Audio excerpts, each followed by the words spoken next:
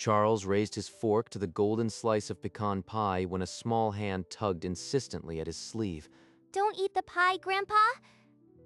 Why would Lucas say that? The fork stopped in midair, then lowered slowly to the plate. Charles never took his eyes off the boy. Lucas's brown eyes held a fear that didn't belong at a Thanksgiving table. The family laughed at a story Anthony was telling, completely unaware. Stephanie looked so calm, so satisfied, like the perfect hostess. But that whisper was a splinter now wedged deep in his mind. Charles lifted his water glass, the weight of the moment settling with the silence he forced into his own hands. Nobody at that table saw the horror that had just flickered across his face, not even his wife. Charles pushed his chair back with a murmured excuse about checking the thermostat, and Lucas slipped from his seat a heartbeat later. In the dim hallway, Charles turned and found the boy standing there, his small face pale in the light from the dining room. I was under the kitchen island this morning, Grandpa, building my Lego set. I saw Grandma Stephanie pour something from a little brown bottle into the pie. A memory surfaced like a shard of glass, Stephanie's purse months ago, the same brown bottle he had glimpsed and dismissed without a second thought. She had planned this for a very long time. Did I do something wrong? No, buddy. You did everything right. But I need you to keep this our secret a little longer. Can you do that? First, I need proof. Hard proof. Charles squeezed his grandson's shoulder and then stepped back into the bright, noisy room. A smile welded onto his face. The laughter and clinking glasses swallowed the silence that was now screaming inside him. After the last car pulled out of the drive and the house settled, Charles walked to the kitchen and pulled open a drawer. With surgical precision, he cut a thick slice of the pecan pie, the same one he'd almost eaten, and sealed it inside a Ziploc bag. He slid the bag into his jacket and moved through the dark hallway to the garage. The garage freezer hummed as he buried the evidence behind a bag of frozen peas, a place Stephanie would never look. He pulled out his phone and scrolled to a number he hadn't dialed in months. Walter Hayes had spent 30 years in toxicology. If anyone could tell him what was in that pie, it was Walt. The call connected on the second ring. Charlie, it's Thanksgiving night. You catch a bad fish or something? I need you to test a slice of pie, Walt. I have reason to believe it's been poisoned. Walter's silence stretched for 3 seconds that felt like an hour. Then he said, "I'll be ready at first light." Charles didn't sleep that night. The morning sun hadn't yet cleared the tree line when Charles pulled up to Walter's cluttered home lab. Walter took the Ziploc bag, pulled on nitrile gloves, and teased a sliver of pecan filling onto a glass slide without a word. A drop of reagent hit the sample. The color shifted from amber to a slow, ugly crimson. Charlie, this isn't kitchen mischief. That's a cardiac glycoside. Mimics a heart attack. So Lucas was right. She wanted me dead in a way no one would question. I'll need a full panel to identify the exact compound. That'll take a day, maybe 2. Do whatever you have to, Walt, and keep this between us. Walter fixed him with a look that had seen too much of human poison. If this is what I think it is, whoever baked this put a lot of effort into making it look natural. Charles nodded, but the confirmation already felt like a sentence handed down. Charles slipped back into the house through the garage, his ears straining for any sound. Stephanie's car was gone. He walked to the kitchen, where her leather purse sat on the counter like an invitation. His hand moved before his mind caught up, parting the contents. There, nestled beside a compact, was the small brown bottle Lucas had described. He lifted it into the light. The label was written in precise black letters, aconitine. Below it, a tiny skull symbol. Aconitine. She hadn't just picked a random poison. She'd researched one that would kill without a trace. Charles's hand trembled for only a second before he steadied it. He pulled out his phone and took 3 photographs from different angles. The camera flash seemed to mock the quiet kitchen. He returned the bottle exactly as he'd found it, closing the purse. She must have been planning this for months, maybe longer. The house felt colder now. Every shared memory with Stephanie curdled into something unrecognizable. The bottle confirmed what Lucas saw, but Charles couldn't shake the feeling that Stephanie wasn't working alone. Charles retreated to his study, opened his laptop, and typed, aconitine effects. The first result was a medical journal. Aconitine induces ventricular arrhythmia, mimics a heart attack, and is nearly undetectable. She chose this poison for a reason. No trace, no suspicion, just a sudden natural death. He read on, derived from monkshood, 2 milligrams could kill. The bottle in her purse held 20 times that. Charles shut the laptop. Someone else was part of this. He pulled out Stephanie's wallet. Behind her credit cards sat a cream business card, Gregory Latimer, financial advisor. On the back, her handwriting, final details, Saturday. Latimer, my advisor. He manages all my accounts. He knows every asset I own. The conspiracy had a second name now, and only 3 days until Saturday. In the dark study, Charles held the card alone against 2 people who had already planned his funeral. Charles stared at the contact Gregory Latimer on his phone, then pressed call. Charles, what a pleasure. To what do I owe this call? I wanted to talk about setting up a surprise trust for Stephanie. A little anniversary gift. A wonderful idea. I can have everything prepared by Saturday at the latest. Saturday? The same date written on the card. He didn't hesitate. That's perfect, Gregory. I'll stop by your office Friday to go over the details. Looking forward to it, Charles. This will be a real benefit for your family. Charles ended the call and set the phone down, his hand trembling only once. He's already counting the inheritance he thinks he'll get when I'm gone. 2 conspirators, one feeding his greed, the other stirring the poison. Charles knew now he had to move his money before they did. When Stephanie announced she was meeting a friend for coffee, Charles nodded and waited until her car vanished down the street. He slid into his own car and followed, staying far enough back that her silver sedan would be just a glint in the distance. She pulled into the lot behind a medical building. Gregory Latimer was already there, leaning against his car. Charles rolled down his window a crack and heard her voice, tight and impatient. Sunday morning, after church. That's when he'll be most relaxed. The transfer documents are ready. His entire portfolio moves to Stephanie's account the moment his death certificate is filed. Charles's hand shook as he aimed his phone through the open window and pressed the record button. Sunday.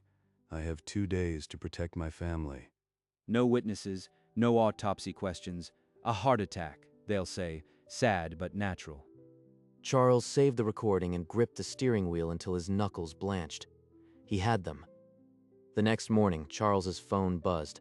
A single text from Walter. Report is in. Come alone. 20 minutes later, Charles stepped into Walter's cluttered office. A manila envelope sat on the desk between them. I did a full GCMs, Charlie. There's no room for error. It's aconitin, concentrated to a fatal dose. Charles opened the envelope and read the typed block of text, each word a tiny hammer blow. Walter's finger tapped a line. 2 milligrams induces ventricular fibrillation. The pie contained 40. 40 times the lethal dose. She wanted to be absolutely certain. I'll testify in any court. This report is so tight a defense attorney would weep. I'm not ready to go to court yet, Walt. But I'll keep your offer close. Walter clasped his shoulder, a silent promise between old fishing buddies. Charles folded the report into his pocket, the official proof of his wife's conspiracy resting against his heart. By noon, Charles sat across from a trust attorney in a glass-walled office, the lab report a cold weight in his jacket. He explained what he wanted, an irrevocable trust for his grandson, Lucas Reeves, to take effect immediately. The attorney raised an eyebrow but didn't ask questions. Charles's expression left no room for them. They worked for hours, liquidating accounts, transferring deeds, rerouting every asset into the trust's ironclad walls. At the final signature, the pen felt heavier than any fishing rod he'd ever held. He signed. The letters of his name were small and sharp, and the document became a fortress. Not a single cent will reach Stephanie or Latimer now. They could kill me tomorrow, and Lucas would still be safe. The attorney stamped the trust, and Charles took the copy, folding it into the same pocket as Walter's report. He stepped out of the bank into the afternoon sun, the world tilted but finally aligned. He had robbed them of the only thing worth killing for. Charles walked through the front door to find Anthony waiting in the hallway, arms crossed, eyes hard. Dad, we need to talk. You've been a ghost since Thanksgiving. What's really going on? Rebecca appeared in the living room doorway, her hands twisting a dish towel, her face pinched with worry. They know something is wrong. I can't tell them the truth. I can't risk their safety. It's just a business deal that fell through, son. I'm sorry if I've been distant. A business deal? You've barely touched your food for 2 days. You're lying, Dad. Charles forced a tired smile, but the effort of holding it physically hurt. I'm old, Anthony. Sometimes I get tired. That's all. Just let it go. Anthony held his gaze for a long moment, then nodded, though his jaw remained tight and unconvinced. Charles walked past him toward his study, the weight of his secrets pressing down like a stone he couldn't set down. Charles found Lucas in the living room, cross-legged on the carpet, building a massive Lego castle with fierce concentration. He knelt beside the boy, and Lucas's bright eyes looked up, suddenly serious beneath the tousled hair. Grandpa, I need to tell you something else. I heard Grandma Stephanie on the phone yesterday. She said, nobody will suspect a heart attack. It's the perfect plan. He heard the entire murder plan described in that child's innocent words. The words hit Charles harder than any lab report ever could.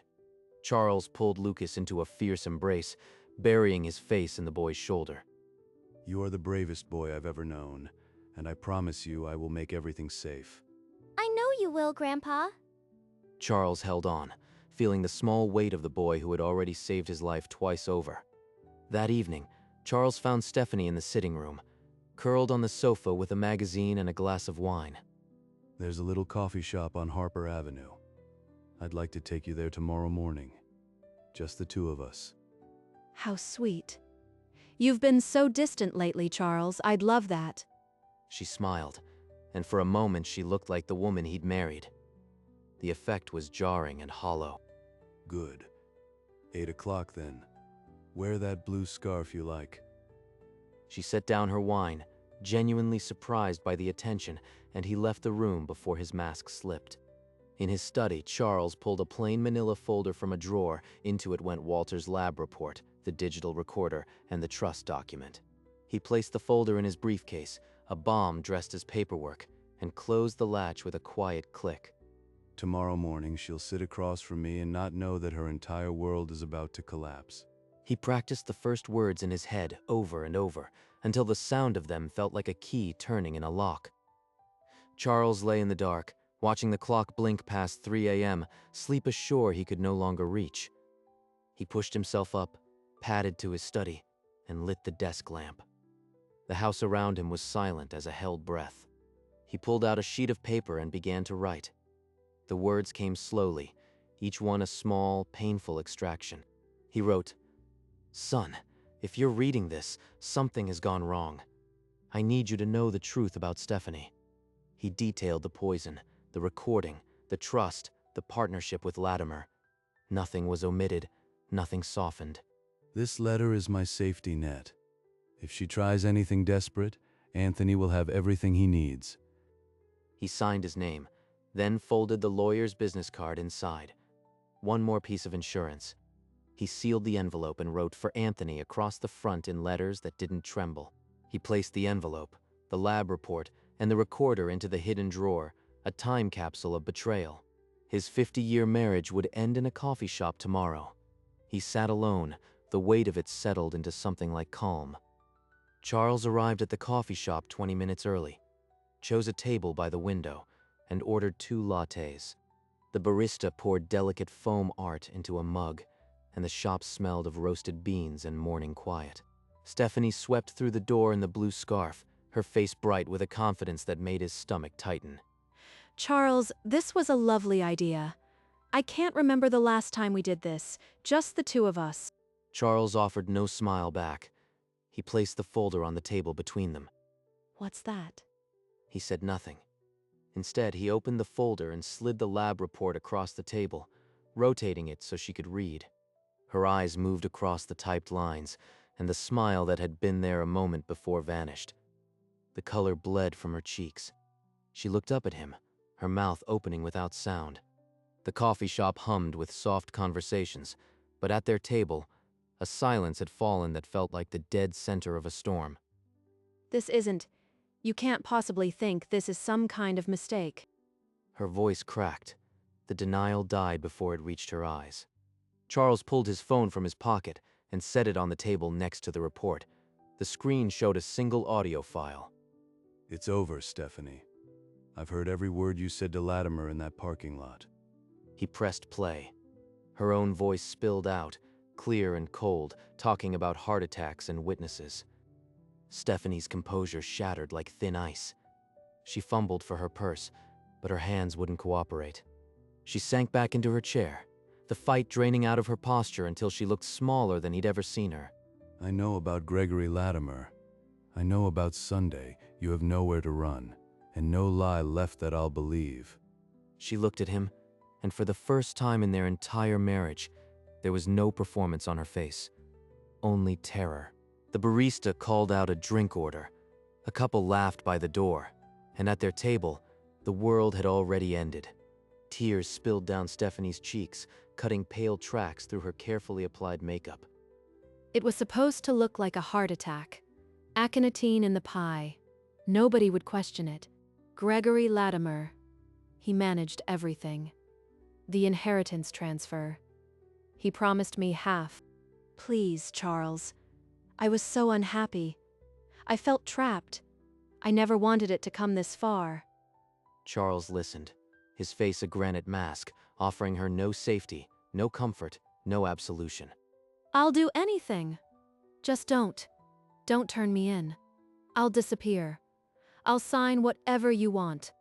She reached across the table, her fingers inches from his arm, but he did not move. Her confession hung in the air, raw and irrefutable, a verdict delivered by the guilty party. Charles sat motionless, the only sound her ragged breaths and the distant hiss of the espresso machine. Charles reached into the folder and removed the trust copy, sliding it across the table beside the lab report. Stephanie blinked at the official seal, her face a mask of confusion. Everything I have, every account, every property is now in an irrevocable trust for Lucas. He let the words land, watching her expression shift from confusion to slow, dawning horror. You two killed for nothing. There is no inheritance for you. There never will be. Her mouth opened, but only a thin, ragged breath escaped. The calculation in her eyes died, replaced by a void of comprehension. She folded over the table, her body collapsing inward as if the air had been sucked from her lungs. Charles watched, a cold satisfaction tinged with something that might have been grief. The trust document lay between them, the silent witness to a murder plot that had been drained of its only purpose. Charles pushed his chair back, the scrape loud in the quiet cafe, and rose to his feet. Leave town by tomorrow night, Stephanie. Do not contact me or any member of my family again. She nodded weakly, unable to speak, her face a ruin of tears. I'll send your essentials. That's the only mercy you'll get. Without another word, Charles turned and walked toward the door, leaving the trust document and report behind. The cafe door chimed as he pushed through it into the morning sunlight. Inside, Stephanie sat frozen, the papers scattered before her, untouched coffee growing cold. She made no motion to follow him. The clatter of cups and quiet conversations filled the space around her. Charles slid into his car and pulled away from the curb without a backward glance. She did not call his name. She simply sat there, the weight of her choices having finally found her. Charles walked through the front door to find Anthony waiting, same as days before, but this time the tightness in his son's jaw had softened into worry. Dad, you look different. What happened? She's gone. It's over. Anthony's eyes searched his father's face, wanting more, but the exhaustion in Charles's voice asked for patience. I'll explain everything, but give me one day. Just one day to let it settle. Anthony nodded. Then, without a word, he pulled his father into a tight embrace. For a long moment, father and son held on, the silence speaking everything that couldn't be said. Rebecca appeared in the doorway, her eyes red-rimmed, and gently placed a hand on Charles's back. The house, which had felt so heavy for days, seemed to breathe again. Sunlight filled the hallway. Charles stood still, absorbing the quiet. The storm was over, and his family was safe. Later, a small figure appeared in the living room doorway. Lucas stood there, his eyes searching for answers. Is she gone, Grandpa? For real? Charles knelt, bringing himself to the child's eye level, and let the boy see the truth in his face. Yes, buddy. She's gone and she's never coming back. And you'll always be safe. I made sure of it.